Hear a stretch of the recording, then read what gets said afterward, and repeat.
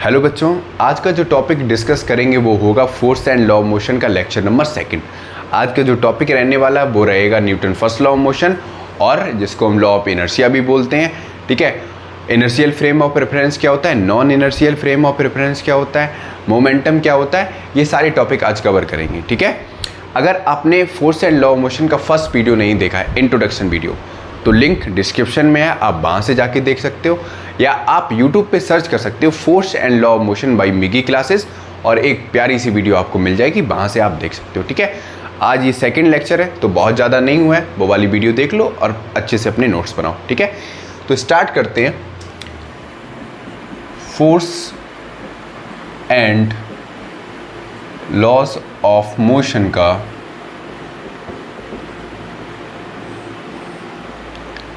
Lecture number 2। ठीक है, तो सबसे पहले आज जो हम डिस्कस करेंगे वो करेंगे न्यूटन्स लॉ ऑफ मोशन को।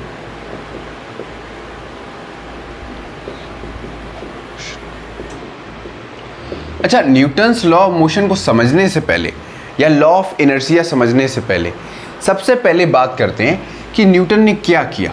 न्यूटन ने क्या किया, प्लैनेटरी मोशन को ऑब्जर्व किया। क्या किया, ऑब्जर्व किया। ठीक, तो उन्होंने ये पाया कि जो नॉर्मली प्लैनेट्स मूव करते हैं, ठीक है, उनके बीच में फोर्स लाई करता है, ये बाद में पता चला, लेकिन वहां पर कैसा है, वैक्यूम है, मतलब नो एटमॉस्फेयर है। ठीक है, मतलब वहां पर क्या है, जीरो फ्रिक्शन। ठीक, अब नॉर्मली वहां पर जितने भी प्लैनेट्स मूव करते हैं, ठीक है, एक बॉडी दूसरी बॉडी को क्या करती है, अट्रैक्ट करती है, तो वहां पर स्पेस नहीं है। ठीक है, तो जिसकी वजह से वहां पर फ्रिक्शन क्या है, जीरो है। ठीक, तो कोई बॉडी रेस्ट में है तो वो मोशन में कब आएगी, कोई बॉडी लगातार मोशन में है तो वो रेस्ट में कब आएगी। ये सारे टॉपिक हम धीमी धीमी समझेंगे। तो सबसे पहले तुम्हें बेसिक चीज़ इतनी पता होनी चाहिए कि जो मोशन के बारे में बताया न्यूटन ने, ठीक है, वहाँ पर उन्होंने स्पेस को कंसिडरेशन किया है, ना कि सिर्फ अर्थ को, क्योंकि जहाँ पर हम लोग रहते हैं अर्थ पे, ठीक है, ये हमारी प्यारी सी अर्थ है। ठीक है, और यहाँ पे क्या है, एटमॉस्फेयर है। ठीक है, मतलब यहाँ पर क्या है, फ्रिक्शन लाई करता है ऑब्जेक्ट के बीच में, तो एक पीरियड ऑफ टाइम के बाद कोई बॉडी अगर मोशन में है भी तो वो रेस्ट में आ जाएगी। ठीक है, क्लियर हो गया, क्योंकि उस पर अपोजिट में एक फोर्स लगता है जिसको बोलते हैं फ्रिक्शनल फोर्स। ठीक है, जो बॉडी के मोशन को क्या करता है, अपोज करता है। ठीक, ये तो बेसिक सी चीज़ है, आपको पता होगी। ठीक है, आगे बढ़ते हैं। ठीक है, तो सबसे पहले न्यूटन सर ने क्या किया, प्लैनेटरी मोशन को ऑब्जर्व किया। ठीक, अब बात करते हैं यहां पर सबसे पहले कि इनर्शियल फ्रेम ऑफ रेफरेंस क्या होता है। इनर्शियल फ्रेम ऑफ रेफरेंस क्या होता है बच्चों? इनर्शियल फ्रेम ऑफ रेफरेंस वो फ्रेम ऑफ रेफरेंस होता है जिसमें नेट फोर्स कोई भी बॉडी पे जीरो होता है। ठीक है, जब कोई भी बॉडी पे जो नेट फोर्स जीरो है, ठीक, तो वहां पर बॉडी कैसे मूव करेगी, body moves at constant velocity. ठीक है, अब ये कांस्टेंट वेलोसिटी जीरो भी हो सकती है। ठीक, मतलब net force acting on the object must be zero. अब कोई भी बॉडी पे जो नेट फोर्स है, ठीक है, मान लो इधर से चारों तरफ से बॉडी पे फोर्स लग रहा है, ठीक है, तो जाहिर सी बात है एफ नेट कितना हो गया, जीरो हो गया। ठीक, या मान लो ये बॉडी इस तरफ खींच रही है, इस तरफ खींच रही है, इस तरफ खींच रही है, इस तरफ खींच रही है, और जो सभी फोर्स लग रहे हैं वो सेम मैग्नीट्यूड के हैं, तो जो नेट फोर्स होगा वो कितना होगा, जीरो। मतलब बॉडी क्या नहीं चेंज करेगी, अपनी स्टेट चेंज नहीं करेगी। अगर रेस्ट में है तो रेस्ट में रहेगी। ठीक है, क्लियर हो गया इतना, कोई दिक्कत? मतलब इनर्शियल फ्रेम ऑफ रेफरेंस को हम लॉ ऑफ इनर्शिया भी बोलते हैं, लॉ ऑफ इनर्शिया, या जिसको फर्स्ट लॉ ऑफ मोशन भी बोलते हैं, Newton first law of motion. मतलब कोई भी बॉडी अगर रेस्ट में है तो वो बॉडी रेस्ट में रहना चाहेगी, अगर कोई बॉडी मोशन में है तो वो बॉडी मोशन में रहना चाहेगी जब तक उस बॉडी पे एक्सटर्नल फोर्स नहीं लगेगा, वो अपनी स्टेट चेंज नहीं करेगी। आपके साथ भी ऐसा ही होता है, आप फ्रीली ऐसे ही घूमते रहते हो, बदतमीजियाँ करते रहते हो, गलतियाँ करते रहते हो, फिर आपको पीछे से एक जोरदार हैवी झटका लगता है, फिर आपको चीज़ें सही दिशा में समझ में आने लगती हैं कि आपके लिए जीवन में क्या सही है और क्या गलत है। ठीक है, एक्सटर्नल फोर्स बहुत ज़रूरी है लाइफ में स्टेबल रहने के लिए। अगर स्टेबल होगे तभी चीज़ें सही हो पाएंगी। आई बात समझ में? इतना नोट करना हो नोट करो, फटाक से स्क्रीनशॉट लो, फिर आगे बढ़ते हैं। ठीक है, यहाँ तक समझ में आ गया? कोई दिक्कत? बड़ा प्यारा सा टॉपिक था। इसमें बॉडी कांस्टेंट वेलोसिटी के साथ मूव करेगी। ठीक है, नेट फोर्स क्या होगा? 0 होगा। कोई दिक्कत? यहाँ पे कह सकते हो बॉडी इक्विलिब्रियम में भी होगी। इक्विलिब्रियम का मतलब क्या होता है? स्टेबल कंडीशन में। बॉडी मूव ही नहीं कर रही है तो स्टेबल कंडीशन में। अच्छा, यहाँ पर इसको इनर्शियल फ्रेम ऑफ रेफरेंस को क्या हम बैलेंस फोर्स की कंडीशन बता सकते हैं? क्या बॉडी पे बैलेंस फोर्स एक्ट करता है? कर सकता है, बताओ। इनर्शियल फ्रेम ऑफ रेफरेंस में अगर कोई भी बॉडी पे नेट फोर्स 0 है तो क्या हम उसको बैलेंस फोर्स कंसीडर करेंगे? क्योंकि बैलेंस फोर्स में क्या होता है कि जो मैग्नीट्यूड ऑफ फोर्स होता है वो क्या होता है? सेम होता है या नहीं? जैसे मान लो, ऐसे समझ लो, यहाँ पे एक पिलर है, ठीक है, और यहाँ पे एक पर्सन बना हुआ है, ठीक है, 3 बंदे इसको खींच रहे हैं। ये भी 50 न्यूटन का फोर्स दे रहा है, ये भी 50 न्यूटन का फोर्स दे रहा है, ये भी 50 न्यूटन का फोर्स दे रहा है। तो ये जो बंदा है अपनी पोजीशन चेंज करेगा क्या? नहीं करेगा ना, क्योंकि जो एफ नेट है वो क्या हो जाएगा? 0 हो जाएगा, जिसकी वजह से ऑब्जेक्ट अपनी स्टेट पे ही रहेगा। क्लियर हो गया? अब ज़रूरी नहीं है कि यहाँ पे फोर्स, अब मैंने क्या बताया, एक्सटर्नल फोर्स लग रहा है, लेकिन अब कंडीशन बहुत सारी होती हैं। अभी वर्क एनर्जी पावर वाला जब चैप्टर आप पढ़ोगे तब आपको डिटेल में चीज़ें समझ में आएंगी। ठीक है, इतना समझ में आया? फिर आगे बढ़ते हैं। ऐसा कोई भी डाउट अभी मत पूछना, या ऐसा कोई भी डाउट अभी दिमाग में मत लाना जो टॉपिक से आगे का है। ठीक है, जब टॉपिक कंप्लीट हो जाए, अगर वो डाउट आपका रहता है, ठीक, अगर डाउट क्लियर नहीं होता है तो आप कमेंट बॉक्स में बता देना। मैं कमेंट बॉक्स में अच्छे से पहले आपके डाउट को समझूंगा और फिर उस पर एक डेडिकेटेड वीडियो बना दूंगा। ठीक है, इतना समझ में आया? रब कर दें। ठीक है, तो इनर्शियल फ्रेम ऑफ रेफरेंस समझ में आ गया क्या होता है। अब बात करते हैं non inertial frame of reference क्या होता है, फिर आगे बढ़ते हैं। सॉरी 1 मिनट रुकना बच्चों।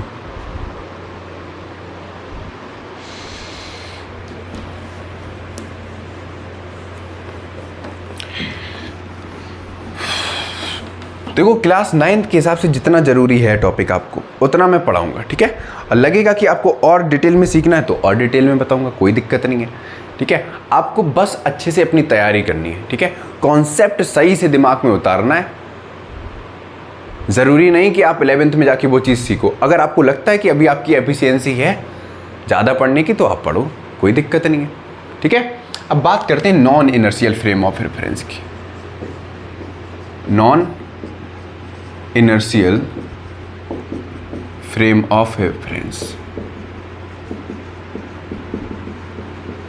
ये क्या होता है भैया? ये होता है कि बॉडी के पास हमेशा एक एक्सटर्नल फोर्स होगा। एक्सटर्नल फोर्स होगा तो बॉडी के पास क्या होगा? अनबैलेंस्ड फोर्स होगा।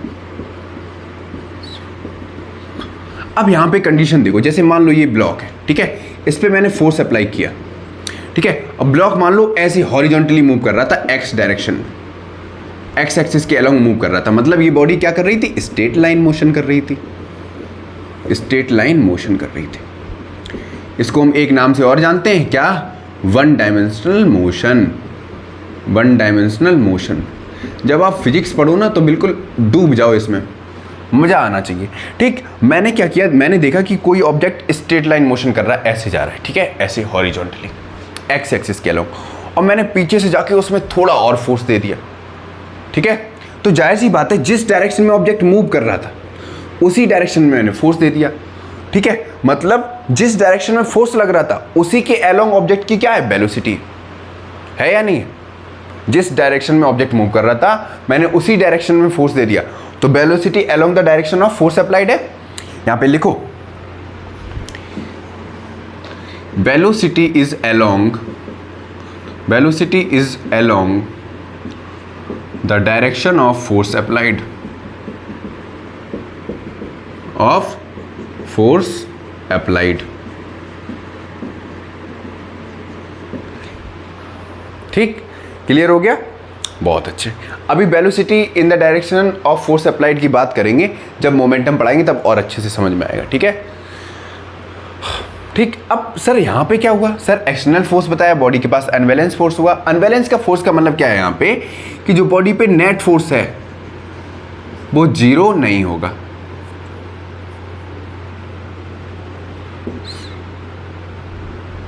Net force will not be zero,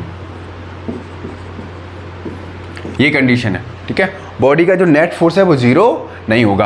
अब बॉडी का नेट फोर्स जीरो नहीं है, देखो ऑब्जेक्ट के पास कुछ ना कुछ वेलोसिटी है। ध्यान से सुनो, मैंने ऑब्जेक्ट पे फोर्स दिया, फोर्स देने से क्या हुआ, ऑब्जेक्ट के पास क्या आया, वेलोसिटी आ गई। ठीक है, वेलोसिटी आ गई मतलब कुछ ना कुछ बॉडी के पास क्या था, एक्सेलरेशन था। ठीक है, अच्छा एक्सेलरेशन क्या होता है, rate of change of velocity. ठीक है, यही तो होता है। क्लियर हो गया? मतलब बॉडी के पास जैसे ही फोर्स एक्ट करेगा, तुमने पढ़ा है Newton second law of motion, अगर थोड़ा बहुत पहले पढ़ा होगा तो तुम्हें पता है कि जब भी कोई ऑब्जेक्ट पे फोर्स एक्ट करता है तो उस बॉडी के पास एक्सेलरेशन होता है। इतनी बात भेजे में खुशी, कोई दिक्कत? Non inertial frame of reference, इसको हम ऐसे भी बोल सकते हैं F = ma। मतलब जब भी कोई बॉडी के पास, या जब भी कोई बॉडी को हम एक्सटर्नल फोर्स देंगे, उस बॉडी के पास हमेशा एक्सेलरेशन होगा। यहां तक बात भेजे में खुशी? ठीक, अब आपको अच्छे से समझ में आएगा कि इनर्शिया क्या होता है और Newton first law of motion क्या होता है। ठीक है, इतना नोट करो, फटाक से छापो। यहां तक कर लिया नोट? यहां तक रब कर दें? ठीक है।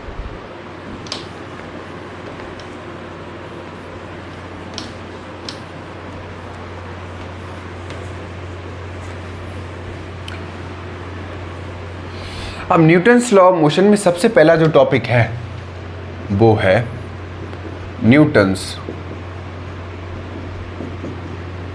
First law of motion.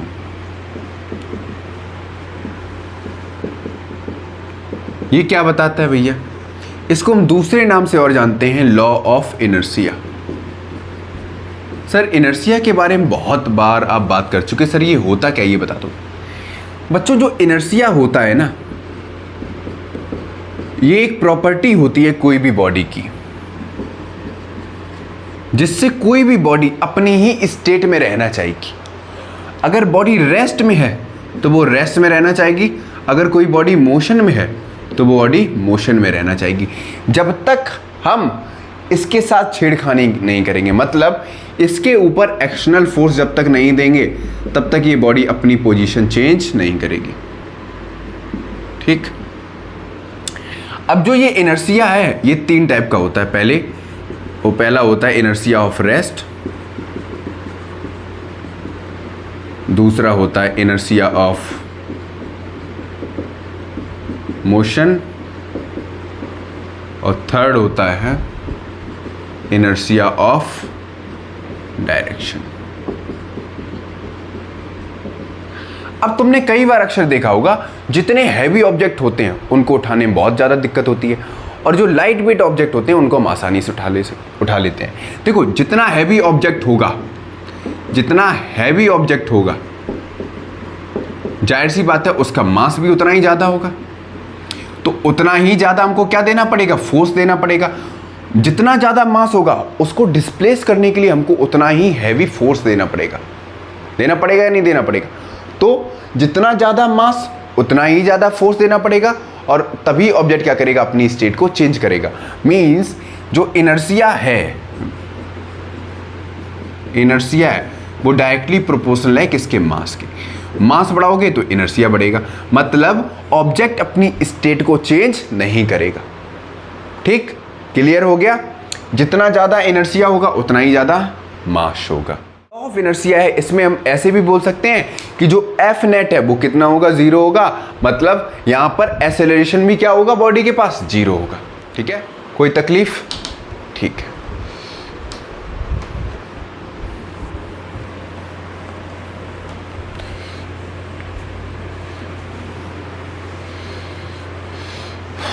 यहाँ तक समझ में आ गया बच्चों?